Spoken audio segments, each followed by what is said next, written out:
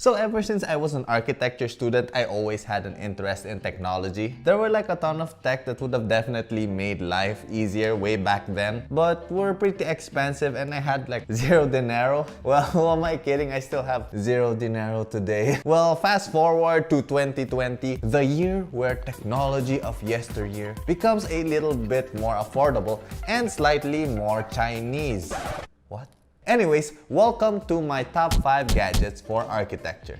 The first gadget on our list is actually gifted to me by my awesome cousins, Abel and Abert. Anyways, this doodad inside this pouch right here is a designer's dream gadget. And it is a, tada! A color sensor. So this particular one I have right here is the NYX Color Sensor Mini 2. So basically what this color sensor does is it allows me to scan any object and determine the hex code and sRGB numbers for the specific color of that object I scan. So for example, I could just scan an object with a color I like and bam! That color is automatically saved on my phone along with the various color codes you need to input on your 3D modeling software or whatever design software you're using. So another cool thing I love about the NYX app is that if you click the painter's palette icon on the top right, it will show you the various color harmonies of your scans. So if I want to see the complementary colors of this table, all I have to do is scan it with the NYX Mini 2 and then go to the app and check the complementary colors. And bingo malingo, you are now a color master. So not only does it have complementary color harmonies, it also has other color harmonies like monochromatic, analogous, split complementary, etc. So if you guys are someone like me who struggles with color combinations, this color sensor is definitely a must-have for you guys. So at the time of recording, this color sensor will set you guys back about $100, and for that $100 you get this nifty diamond-shaped sensor itself encased in this cool acrylic box right here. And it also comes with a USB cable, this carrying pouch, and a lanyard.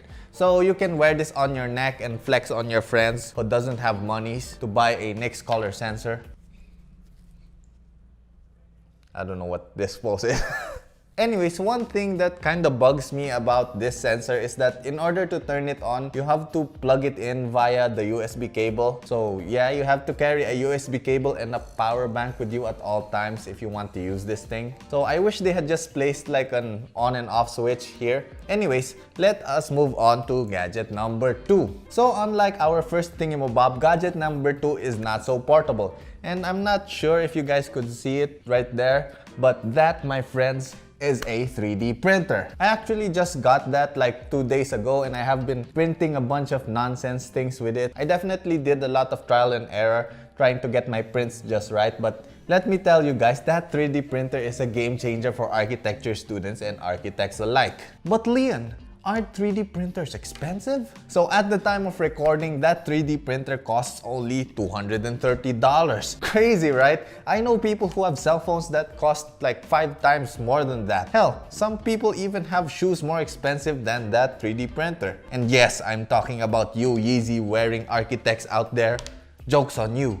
I can now print my own Yeezys with that baby.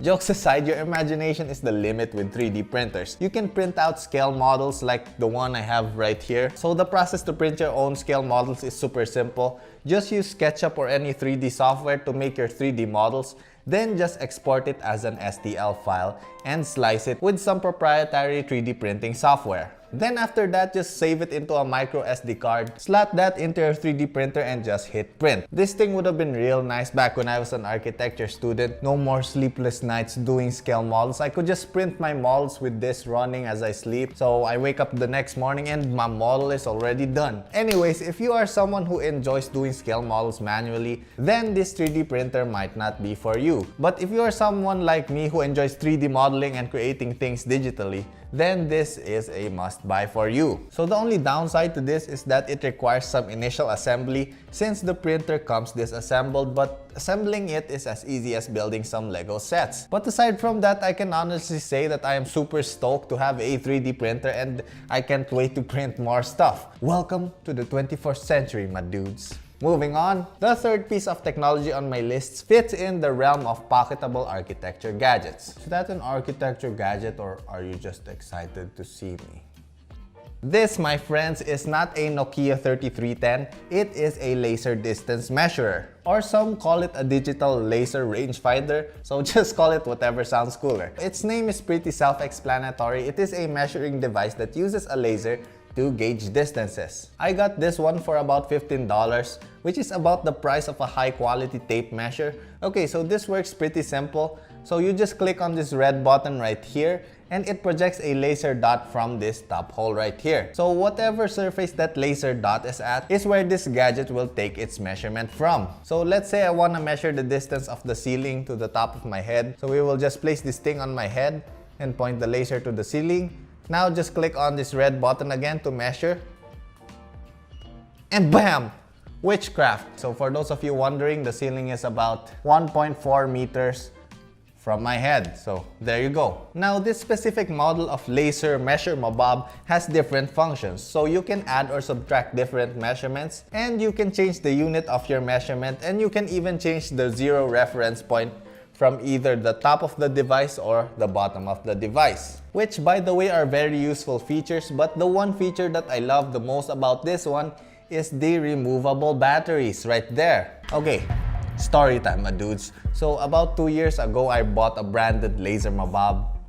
It's Bosch. I think it was about $120 for that one. And after 3 months of normal use, the batteries on that Bosch laser thingy just decided to die on me. So the bad thing is that Bosch laser mabob had some built-in batteries. So there's no way I could have fixed the battery issue. Long story short, I sent it back to Bosch for repair, and when I finally got it back, which took like 2 months of waiting, within a week of using it, the gosh darn thing broke again. Gosh dang it! So yeah, here we are with a $15 laser distance measurer, and I couldn't be more happier with my purchase. Although one feature that the Bosch laser mading dong had and this one lacks is the angle measurement feature, which comes in handy sometimes, but you know, I got an app for that on my phone.